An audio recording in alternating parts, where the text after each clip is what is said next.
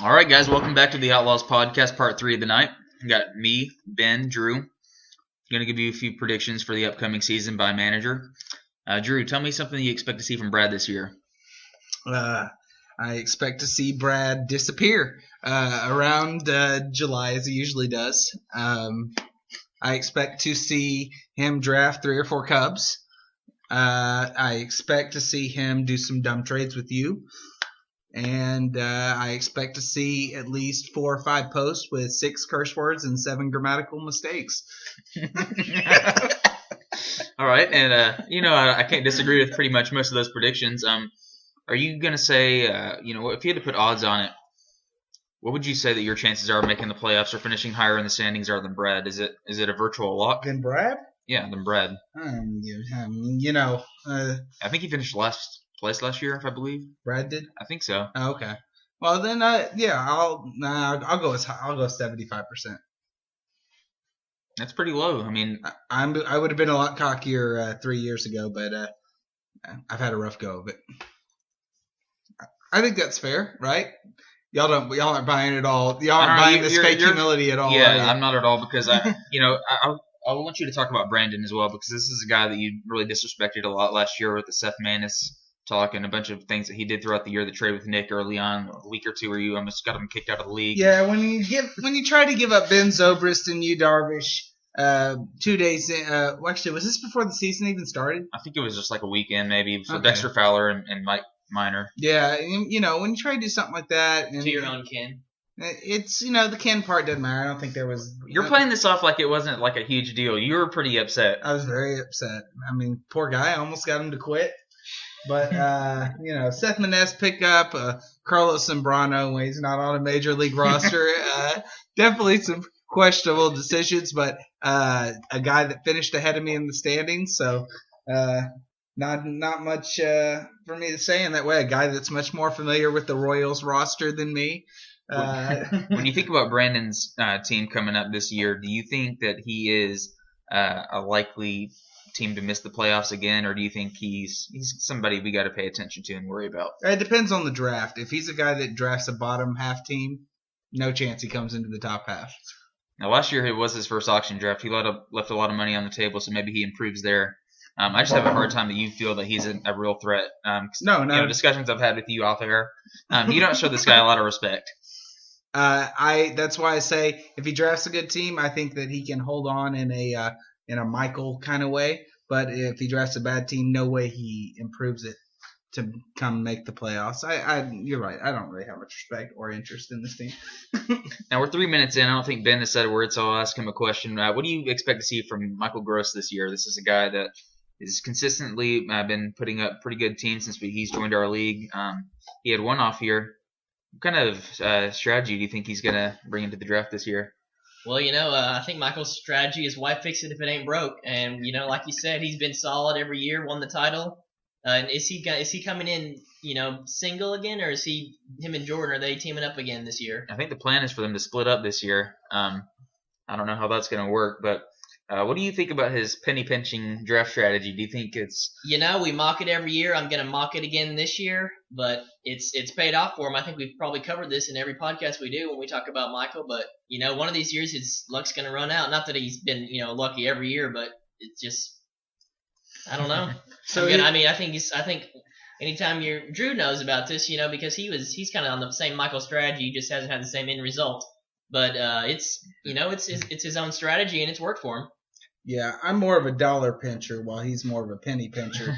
But you mentioned, you say his penny pinching strategy with regards to the draft has worked. What do you think about his penny pinching strategy as far as a laptop? Is that something that needs to change? We've got to address this. Michael, we're sitting here right now on a brand new. And I must say this is a nice pristine laptop that I think Ryan said he got for $450. Touchscreen, got all the nice specs. So you need to get with the program, Michael. Come on, this is 2014. Now, to be fair to him, he probably has to drive 2 hours to find the nearest Walmart. But you definitely want something good when you're trying to get online in Batesville. That's for sure. All right, guys. So there's always one team in particular that's been giving us trouble when we set a draft time. This is the defending champ. Oh, my Lord. I think it's pretty clear to say and safe. I think it's accurate to say this is the worst team in our fantasy baseball league the first 2 years that we had it. But he's really turned things around. What are your thoughts about Derek and his team this year? Derek, I'm gonna take time out. Derek needs to get with the program. Every year we have to plan the draft around this guy. Every year he can't do this, he can't do that. No. So you're not cutting him any slack for baby Derek coming? I'm not cutting him any slack because I know if baby Derek wasn't coming, we'd have the same problem. See, I would, but it's just I don't know if maybe Nick is just an extreme and he's not like everybody else. But Nick he always seems to have free time. Or maybe that's easy my to work problem. around. Like I understand family obviously comes first. Fantasy means nothing in real life, and it's just completely worthless in the long run. But maybe, and you're right, maybe I'm just spoiled having Nick in the league. This guy just pops out a kid, and then the next day he's just on the fantasy message board. Hell, the day of he's on the fantasy message board. So maybe he's makes everyone else look bad. Nice pork all the entire day. Smoking a pork butt, having a beer cake for everybody, just being the host with the most. Well said. So Derek, this year, do you think he is a playoff team? Is he somebody you'd say? I think he's one of the top 3 teams. Going into the draft even without a team. This is a guy we have to worry about. You gotta look at league history. True. Look at Jordan the year that his child was born, disappeared. Big Ben disappeared. It sounds like Nick just is bucking that trend. He's just the exception. Nick is the exception, not the rule. And all that being said, I wish Carl Jr. nothing but the best. And let's be honest, Derek was disappearing before he had a child. So, Now, Derek. No, the thing about Derek is that he might be hard to schedule a draft time around, but he's always pretty much active throughout the season, in my opinion. Maybe he wasn't that one baseball year where he managed his team. Yeah, well, all right. He was MIA that year. I got his input on all that. That's all water under the bridge or whatever. All right, well, let's talk about the next most similarly managed team to Derek, and that's got to be Big Ben. I mean, he's equally as hard to schedule the draft around. He's got a lot of responsibilities on Sundays, and he's a guy that you constantly disrespect in the baseball league. He finished 3rd last year, though. I think it's probably his highest finish ever in baseball. What do you think about his team this year? I'm going to be honest. Let me interject. I like the aggression he's shown this early in the season before the draft's even started. Big Ben is normally the guy we kind of have to pull to and say, come on, let's do this. We're having the draft. Come on, keep up. And he's just firing out shots already. You and him look like you're locked up and squared to go for rivalry week this year. I appreciate the passion he's bringing forth. Now, he said that he would be at the draft this year. He hasn't shown up to a draft in a while. Do you actually, what % chance do you think he's actually going to be there? He said he would be there, but do you think that his chance of being there is higher than 75%? Where is the draft? I believe it's in Knicks this year in Cabot, so it's a little bit further away from Big Ben. The chance of him showing up, 50-50. The chance of him staying for the whole thing, 0. Well said. He said that with a straight face. Absolutely. I'm serious. I mean, prove me wrong. He's dead on. I know you're all happy. You're like, Big Ben's showing some passion. Talk to me in June, okay? All right. Hopefully, rivalry week is in the first 3 weeks, or it's not going to be that exciting. And I don't want to hear any of this. I got to drive to All-Time with Michael. You got to drive all the way to Sulphur Springs or wherever. That's a longer drive. Sulphur Rock. I don't know. Sorry, Mike. I don't know where you live. Up north. Yeah, I know. Big Ben, more like Big Baby. I'm sick of his act and his little protest getting mad at Derek for not being able to make the draft. Like, give me a break. This guy's been on auto draft a couple different times. So give me a break. Drew, you and Big Ben have had your differences the last year or so. Yeah, the difference being I'm right and he's wrong. And now you even call him Big Baby. When was the last time that you've actually even spoken to Big Ben? Because apparently, from what I've understood, is that communication's been gone for the last year or so. Well, how are the things between you and Big Ben? Even when you're best of friends with Big Ben, your time that you can talk on the phone, it's a very small window. Anything after 8:30, is off limits. And Big Ben, I tell you what, he's a tough guy to get a hold of. He's a tough guy to. What's interesting about him is that he's so hard to get a hold of, but he is so always available via text message. That's true. That's true. I think Big Ben doesn't have any interest in talking to anybody unless he's en route to somewhere. So I think it's really well just said. Big Ben is one of those. A lot of guys don't like to talk on the phone, which is understandable. No, absolutely. But Big Ben is the definition of that. Is if he's not on the road, he's not talking to. He's not willing to be on the phone. Yeah, and the other thing I'll say about Big Ben is when you have a pastor making fun of your income, that's pretty tough for a guy to take. I'll just say that right there. Now, we mentioned we talked about Nick's team a little bit and how he is in the league and everything, but this is a guy that seems to be pretty popular among league circles. I mean, there's not a whole lot of rivalries that exist with Nick. I think Ben and Nick have a little fake rivalry going on, where they don't really care that much, but they act like they do. And maybe I don't. Who, me and Nick? Yeah, you and Nick. Really? And I don't know. Does anybody even Jordan and Nick mostly? I mean, he's a respected guy, but I don't think anybody has a real rivalry with him. That's something that probably needs to change. Well, Jordan and Nick had the pictures. The pictures at the zoo. That's the closest thing we have. But Jordan, I mean, you can't really take him serious. I mean, I don't even know if he's going to be in the league this year.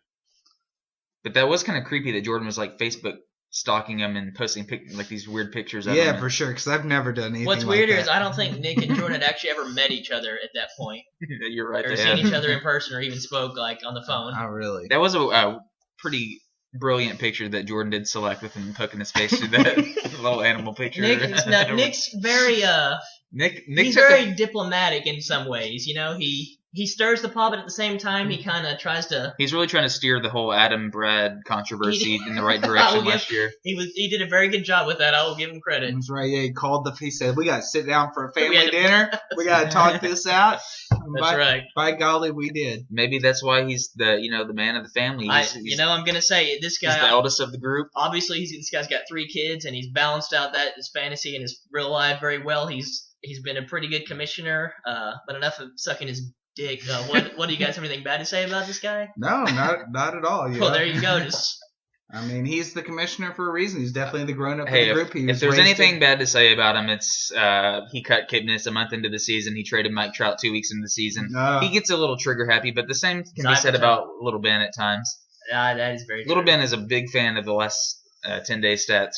that I am. He also was the guy that started the movement of, this closer thing is bullshit. I'm just abandoning this whole idea of owning closers, and I'm curious to see if that's something that'll catch on this year. Radical strategy. However, it worked out pretty well for him. Obviously, he didn't win the title or anything, but he was in first the majority of the last season, wasn't he, or up there? Oh yeah, he definitely was in first for a large portion of the season. But is that a trend that you see carrying on to this year? Do you think it'll? I don't see anybody punting categories. Do you think it'll just be Nick doing it again? Or? I might go after that. I don't know, but I don't see anybody else. Yeah, because I know most people don't like the punt categories. And the way he sees it, I guess, is that he's not punting a category because he's guaranteeing that he's going to win strikeouts, or I guess that's still punting. But anyway, let's talk about Jordan. He's pretty much the only team that we haven't really touched on much. He's the biggest wild card of the group. He's one of the 2 people that have not signed up, along with you, Little Ben. Looking back at league history, believe it or not, Jordan is the one with the most medals in fantasy baseball. I know it's pretty crazy, although he does have a last place finish. But even though he's got the most medals, I don't think any of us 3 really respect him that much in fantasy baseball. You're talking about the guy who just 2 years ago tried to trade Batista for Ichiro. And the only reason it didn't happen is because we had to veto it. He's also the only one of us 4 that have finished below Joey in the standings in a fantasy season. But yeah, no, all props to him. He has a ton of second and third place finishes. So congratulations. Can't seem to get it done in football, but congratulations to him. Oh, I guess we don't have a whole lot to say about this guy. Well, we don't. Well, let's be honest. He hasn't really had a whole lot to say the last 2 years. And he's not going to listen, so let's not talk about him for too long. The only teams that we haven't really talked about are us 3. I don't know if you guys want to mention anything. Like for Drew, I actually do expect him to. Yeah. I kind of hesitate to say this, but I think if I had to bet on it, I would pick him to finish like 5th or 6th. But to be honest, last year I thought he was probably a lock to make the playoffs going into it. But I'm starting to doubt this guy. I think he's just too caught in his old ways, looking at the big names. He doesn't look at the stats, and he's slow to change. And in the fantasy circles, that can be very. If I had to say, the biggest nitpick about Drew's fantasy is definitely slow to adapt. That would be my one biggest gripe for him and his fantasy outlook. Although in football, he proved that he has kind of changed his ways a little bit. I bucked a trend. We'll see if it carries over in baseball. I'll tell you the one thing is it's made me less confident. Just because I don't know if you know this, but in football I didn't make one trade all year, and I don't know, trades have. I feel like the number of trades have kind of gone down every season. But maybe that's just because of the auction format. In football. There's no doubt about that. Baseball, there's just so many more Football's always the trades you can draw up because there's so many more positions and stuff that you can make things work. Yeah. But no, I'm in serious need of a bounce back season. There was a time where I thought, I was a top 3 fantasy player in the league, and those days are gone, obviously. So I got some serious redeeming to do. This is the most humble I've ever heard Drew speak in my entire life. Well, I don't know if he means it or not, or if he's just trying to reverse jinx himself. I'll tell you what. Do you think you're going to tone down some of the, you come across as a guy that you act like you know what you're talking about all the time in baseball? Particularly when you're talking with Brandon or Brett or Big Ben, do you think you're going to tone that down a little bit, or do you think if you see them making if Big Ben says, "I'm benching Kershaw, I don't like this matchup," are you going to bring it up? Of course I'm going to bring it up. Are you kidding me? Like Nick said, his 5-year-old wouldn't even bench Lance Lynn against the Astros. I mean, come on. There's just some things that are just too obvious they have to be brought out. And, I'm going to hold Big Ben accountable. It's embarrassing, and he should be embarrassed and ashamed. And I don't know when to say that. He's not representing Prime Bluff well. I seriously want to know when the last time you spoke with Big Ben was. Have you talked to him in the last 6 months? On the phone? You know what? I don't even know if I've talked to Big Ben in the last 6 months on the phone. I haven't. Maybe once or twice. It's understandable, but once the baby came, I lost pretty much severed ties with Big Ben via phone. I feel like I want to say we've texted a few times, and we may not have even texted. May have all just been group. I guess it's all group text. I think it's pretty obvious that all of his, talking time with us was on his way home from work, and now he just apparently walks. That's a good point. He used to be in the car all the time making his hospital rounds or whatever he was doing, and that was, I think, phone time for him. He called me several times. Hold on a second. Yeah, can I get a number 5? He'd be in the Arby's drive-thru or something, and so, that's Big Ben. Well, to be fair, now with Mary and the baby, he has 3 times as much laundry to do. So, I understand why he doesn't have all the time in the world for us. But if you want to call us Big Ben, or you ever want to call and be a part of the show, please do so. Now, Drew, we got 2 more teams I'd like to talk about, and one of them is sitting across from you. I know that you like to talk trash, and you like to, be that man behind the keyboard that's willing to say anything, but you got the guy in front of you right now, a guy that you sometimes praise and sometimes think he does some of the dumbest things ever in fantasy. So I want to know what your take is on Little Ben for the upcoming season. All right. Posey for Lincecum? Little Ben. I think... in the playoffs every year in baseball before you start. Just keep that in mind. Is that right? That's correct, yeah. Interesting. I do think he's a good manager overall. I feel there are times where he gets so bored that he has short lapses in judgment where he says, I don't give a shit about my team. I want to make a trade. Very possible. My team getting better or worse, be damned. I don't care. And that's either when he does a stupid trade or he creates another tournament. And my suggestion is to you, whenever you feel like making a trade like that, just create another tournament. And you might be putting a ring on your finger in October. Now, when, let's say, September comes around, there's always one phrase or one thing you can count on Little Ben to say right around September. Do you know what that is? I don't even think I know what that is. It's... I don't really know if I'm going to pay attention to baseball now that football started. Yes, exactly. That's true. A lot of the times it's true. He definitely tones it down. He did that in fantasy basketball one year where he literally could have waltzed. He had it so easy to make the playoffs, but he didn't set his lineup that final Sunday. It was the last year that all of us together played in the league 2 years ago. You could have set your lineup on a Sunday. You didn't do it, and you missed the playoffs and got 5th. I didn't even realize that. Yeah.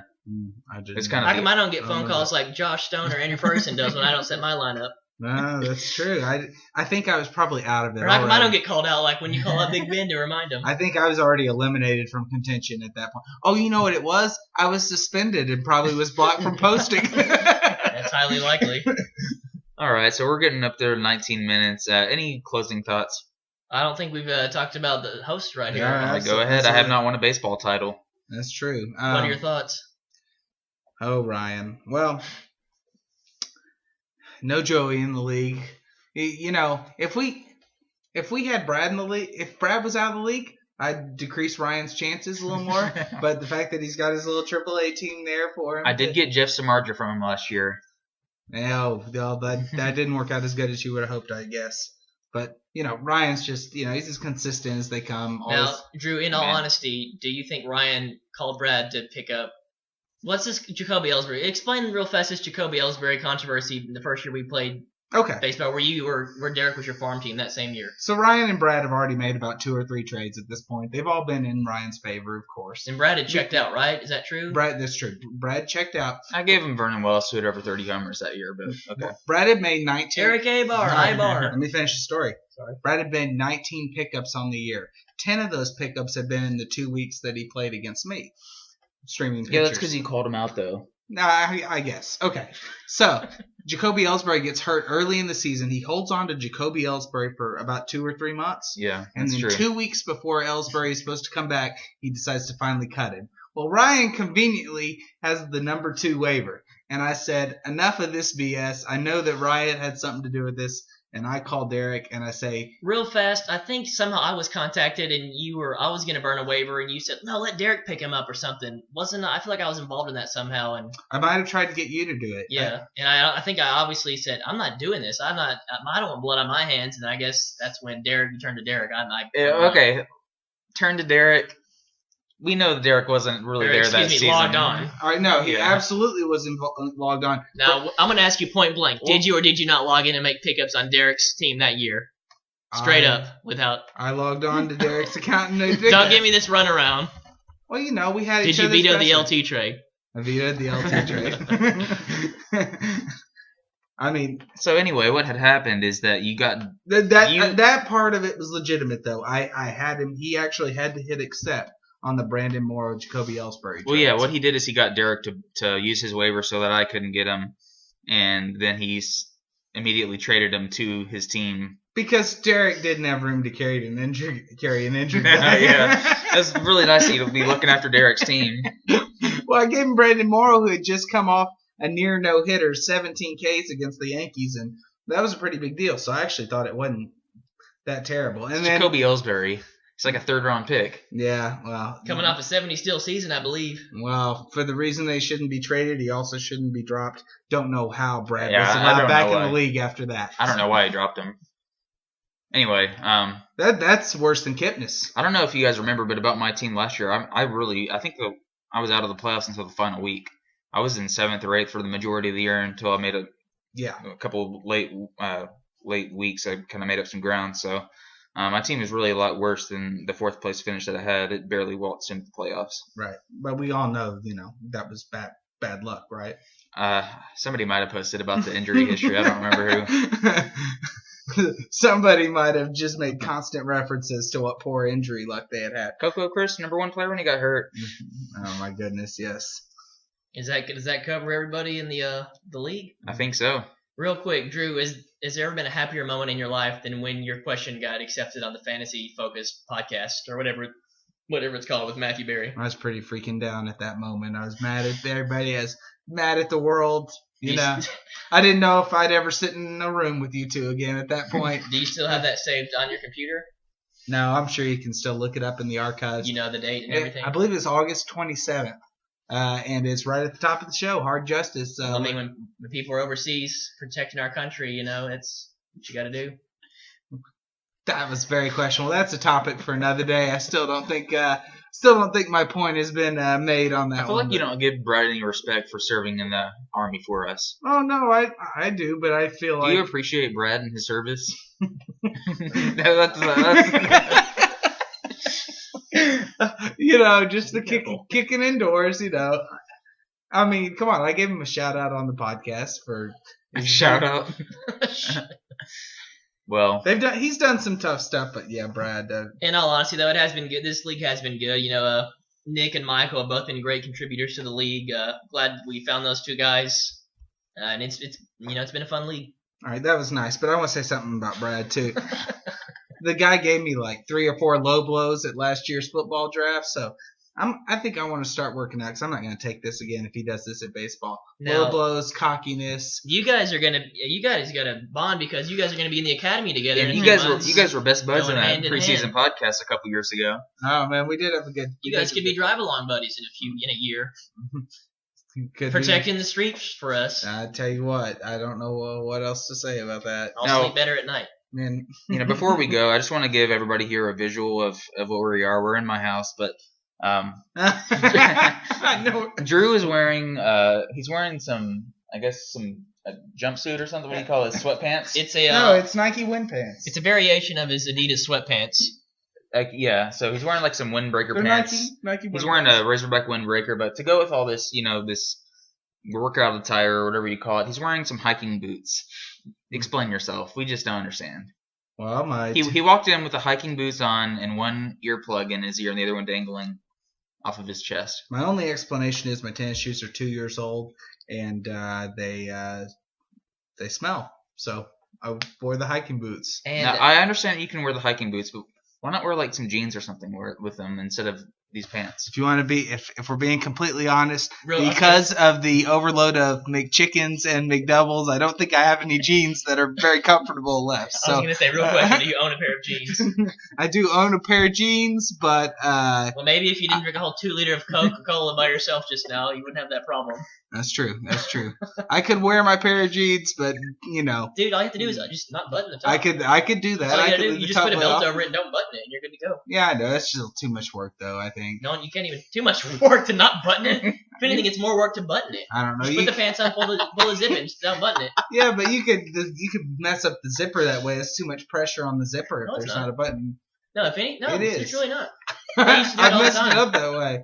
No, when I was younger, I did it all the time. You did all the way. When were you getting chubby? Well, it's like, when you're growing, like I'm talking about when we're like middle school. Well, actually, I stopped growing in middle school, unfortunately. But when I was younger, Yeah. and you're still growing, you pop the jeans on, you don't button the top, put the belt over there, no one can even tell.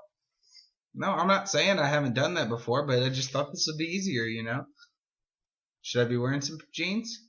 Would you be more comfortable? No, I'm the wrong. Would this question. podcast have actually been decent if I had been wearing jeans? The only reason I bring this up is because this isn't the first time we've seen this. We've seen you wear cowboy boots with these type of pants, and I really just think that maybe you should invest in like some $20 Skechers tennis shoes or something.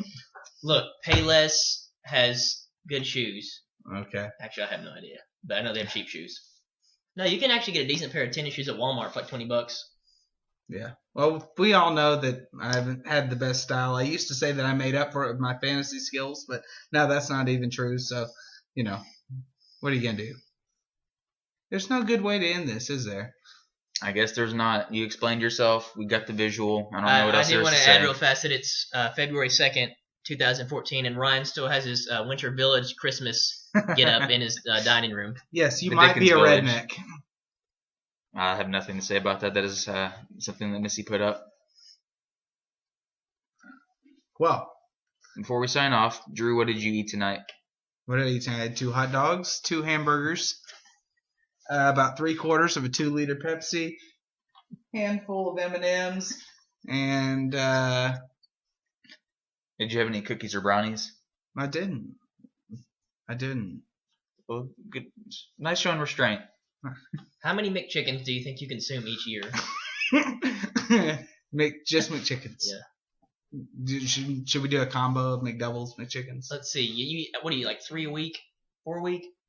I'd probably say it's somewhere around 220 a year. That's fair. That seems about right. Really? It seems a little low. Well, you're forgetting the McDouble. Oh. Yeah, I'm saying That's 220 just strictly sandwiches the a year. McChicken. I'm saying I have 2 sandwiches every 3 days. Real fast, why do you think people hate on McDonald's but don't seem to target that same Because hate it's towards- dominant. It's the best. It's no worse than Why don't- Burger why don't they King. No channel- worse than that's- Taco Bell. That's what I'm asking. Why don't they channel that same thing toward Burger King, Wendy's, any other Hardee's, any other fast food place? Because No. McDonald's is the big boy in the room. McDonald's is the one They're with the all Yankees the money. of the fast food industry. Is that Absolutely. right? This is something I think would be good to end the podcast on because I know that Ben feels this way. He's very he thinks we've gotten too sensitive about this whole fast food and talking how unhealthy it is and everything. So just what are your 2 cents about that? About what, fast food? About how everybody's just so against fast food and It's stuff. these retarded. days. There's a demand for it, so what are these people freaking out about?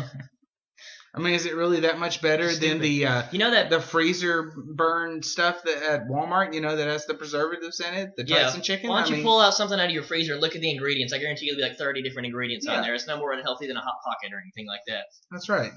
It makes me mad. And McDonald's offers great prices. What really pisses me off is how McDonald's has to put the calories and all that crap on their menu now. That's retarded.